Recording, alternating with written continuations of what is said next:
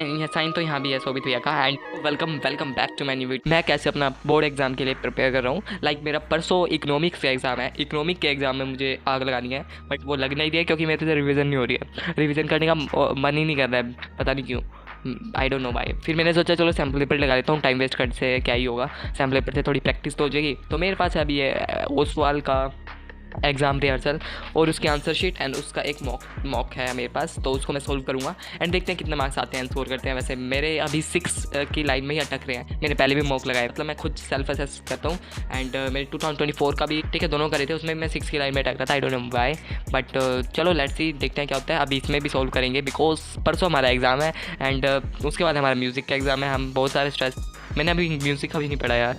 Music का यार मैं पूरे साल ऐसे ही हल्के में लेते आ रहा हूँ, इस बार देखते हैं क्या होगा। बट फिर भी यार बोर्ड में तो मैं कोई म्यूज़िक के लिए ऐसे थोड़ी भी ना पढ़े जाऊँगा। अभी बनाया हुआ नहीं हूँ, मेरा मन नहीं करा बिकॉज बैठ जो बस सॉल्व करने। अभी बचे हैं पूरे 15 मिनट में पूरा अपना पेपर देखूँगा। पेपर देखने के बाद जस्ट मैं फिर देखते हैं कितना टाइम है। वैसे मेरा ना इकोनॉमिक का टाइम नहीं लगता मुझे ज़्यादा, टच वुड, वरना तो बोर्ड में क्या पता इतना लेंदी आ जाए। बट फिर भी हो जाता है टाइम के, ठीक है, 3 आवर के विदिन में टाइम में लिमिट में हो जाता है इतना लेंदी। अरे भाई पेपर में अगर लेंदी आ गया तो फिर भी ठीक है, इकोनॉमिक बेटर देन। बट इसमें ज़्यादा हमें लेंदी नहीं लिखना पड़ता, टू द पॉइंट लिखना पड़ता है। तो मेरी यही है कि तुम भी अपना जो इकोनॉमिक का एग्ज़ाम है ना, उसमें अपने पूरा format, to the point answer and कुछ कीवर्ड्स यूज़ कर लेना बढ़िया बढ़िया से, जैसे डेप्रिशिएशन, डिवैल्यूएशन, ठीक है, एप्रिशिएशन, गवर्नमेंट बजट एंड कुछ एस्टिमेटेड रिसिप्ट, जो थोड़ा सा एक मतलब प्रोफेशनल आंसर नहीं लगता, लाइक थोड़ा सा लगे कि तुम क्लास 12 के स्टूडेंट हो, ऐसे नहीं कि कुछ भी लिख रहे हो, समझ आना चाहिए। एंड ग्राफ जरूर बना के आना भाई, सब कह रहे हैं, मैं भी कह रहा हूँ, ग्राफ जरूर बना के आना। जहाँ नहीं लग रहा होगा वहाँ भी कर देना। एडीएस जहाँ भी दिखे क्वेश्चन, एडीएस का वो लगा दो, कंजप्शन फंक्शन लगा दो, डायग्राम लगा के आना, नो मैटर कौन सा क्वेश्चन है।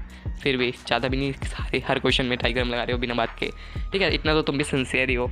तो चलो यार स्टार्ट करते हैं, फिर से बता। तो गाइज जल्दी से मैंने 5-10 मिनट में अपने सारे एमसीक्यूज देख लिए। मैक्रो के मोस्टली मैंने अपने सॉल्व कर लिए थे माइंड में। तुम भी अपना 15 मिनट ऐसे ही यूटिलाइज करना, वैसे तो टाइम पे हो ही जाना है तुम्हारा। आप सबको तो पता ही है, तुम्हारे शोभित भैया जो भी एकदम बिल्कुल फेमस हो रखे हैं, 10th को पढ़ाते हैं, 12th को पढ़ाते हैं मैथ वगैरह, उन्होंने अपनी बुक लॉन्च करी है, वो है अन्न बर्बाद मेरे हिसाब से। तो मैंने सोचा था चलो यार देखेंगे कैसी है बुक, और फिर मैंने उसे ऑर्डर कर लिया एंड मेरे पास बुक आ चुकी है और मैं बहुत ज़्यादा एक्साइटेड हूँ बिकॉज मैंने आज तक अपनी लाइफ में ना कोई बुक नहीं पढ़ी है और मुझे कोई इंटरेस्ट भी नहीं आता। बट कोई अपना जो यूट्यूब पे पढ़ा रहा हो, जो कि जिसने 10th से पढ़ा हो उससे, एंड थोड़ा बहुत उसकी थोड़ी लाइफ रिलेटेड बुक्स हो जो पढ़ने में बहुत ज़्यादा इंटरेस्ट आता है ऑफकोर्स। तो चलो यार मैंने बुक मंगा ली और मेरे पास आ गया और मैंने उसे अनबॉक्स कर दिया पहले एक्साइटमेंट में। अब मैं आपको दिखाता हूँ एंड मैं ज़्यादा ही एक्साइटमेंट में खोल दिया, कितने बेकार से, मैं तब फाड़ ही दिया बिल्कुल। And then here is a an बर्बाद बुक ऑफ शोभित भैया। क्या मस्त बुक बनाई है यार भैया, देखो अन बर्बाद कितने एस्थेटिक है, यहाँ पे साइन भी है शोभित भैया, शोभित निर्माण, मैं मतलब शोभित बोलूँ क्या बोलूँ, इसका कंटेंट काफ़ी मस्त है, ठीक है। एंड शोभित भैया की फ़ोटो भी है, साइन तो यहाँ भी है शोभित भैया का। एंड मैं भी काफ़ी मतलब 10th में काफ़ी फॉलो किया मैंने भैया को अपने साइंस एंड मैथ के लिए। सो मैंने अपनी बुक मंगा लिया है। इसके अंदर से मैं बताता हूँ क्या क्या है इसकी, वो है थोड़ी सी मतलब, सो दैट अगर आप किसी ने नहीं लिया तो मैं बताता हूँ। पहले इस सबसे पहले आपको अन बर्बाद इतना मतलब बिल्कुल सेटल है बुक, सेटल नहीं होती, बिल्कुल पीस मिलेगा देख के, बाय शोभित निर्वाण, ठीक है, for those who feel lost. क्या मस्त लाइन लिखी है, मैंने अभी पढ़ी नहीं है बट मैं बहुत ज़्यादा एक्साइटेड हूँ। थोड़े पेपर से फ्री हो जाएँ फिर तो मैं पूरी कंप्लीट कर दूँगा, फिर मैं वेट करूँगा। दूसरी स्टार्टिंग पेज पे भाई भैया ने अपनी फैमिली फ़ोटो और उनको ग्रेटिट्यूड, उनको थैंक्स लिखा है।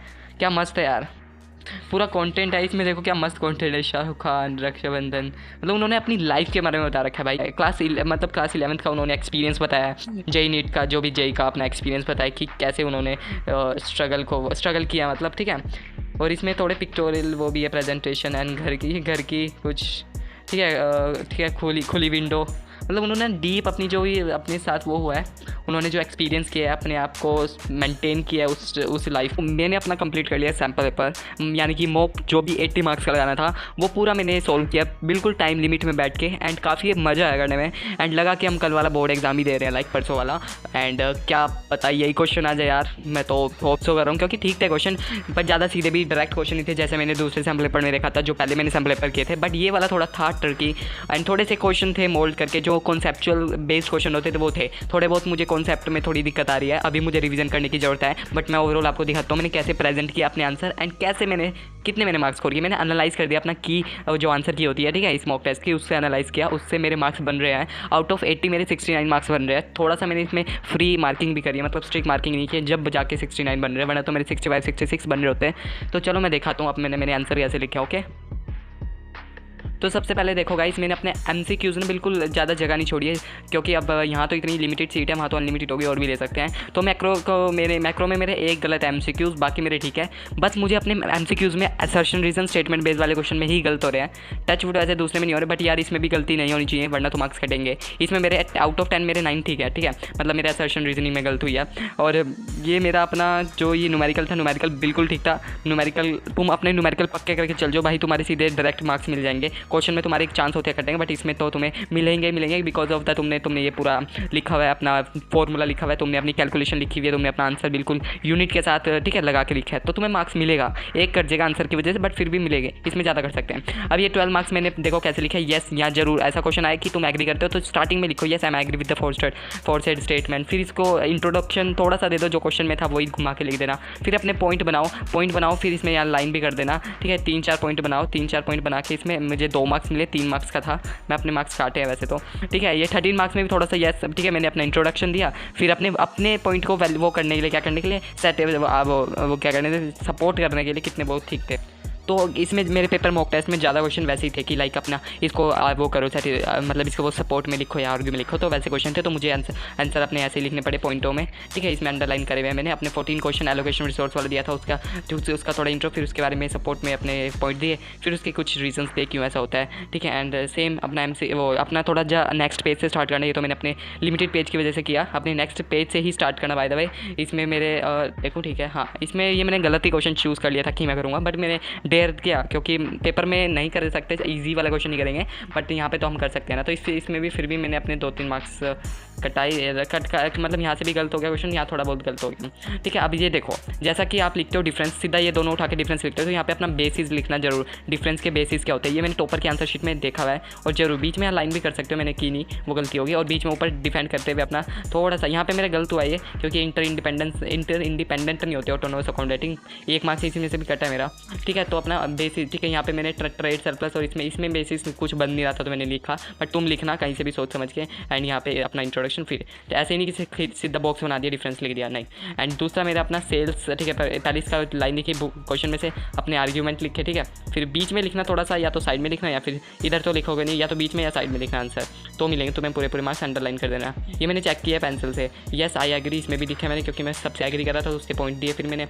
एंड ये मेरा इंडियन इकोनॉमिक में मेरे MCQs के 2 गलत हुए मेरे, क्योंकि हो गया गलत भाई, मैं क्या करूँ, ठीक है। एंड ये मेरा सस्टेनेबल डेवलपमेंट था, उसकी स्ट्रैटेजी भी मुझे थोड़ी और डिफाइन करनी थी। 3 मार्क्स का था बेशक, पर इतना लेंथी नहीं लिखना, हमें बिल्कुल टू द पॉइंट लिखना है। 3 मार्क्स में मैंने इतना लिखा है, फिर मैंने 3 मार्क्स अपने आप को दिए, बिकॉज मैंने स्ट्रैटेजी ठीक लिखी थी, इंट्रोडक्शन भी दिया था बाय द वे।